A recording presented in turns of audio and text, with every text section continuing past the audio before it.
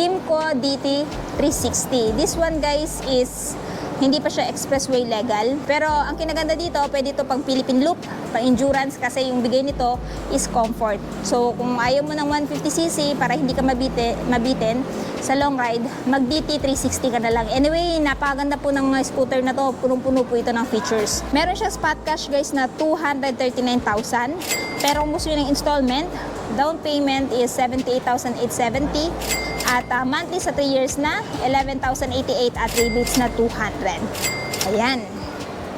So, ito yung itsura niya guys. Sa front, naka-LED na yan. Tapos ang kinaganda dito guys, equipped na din siya ng visor for better aerodynamics. At kung makikita nyo, napaka-bulky na po niya. So, sa may mga taller height dyan, pwedeng-pwede to sa inyo guys. Tapos meron din siyang option for cruising style na rin. At napakalaking under-seat storage sa likod. No, sa tail naman, check natin. Of course, naka-LED na din yan guys. Equipped na din siya ng semi-black tire na kung saan kahit idadaan nyo to sa off-road, hindi na pudulasin yung tire niya. Tapos naka-dual shock absorber pa siya.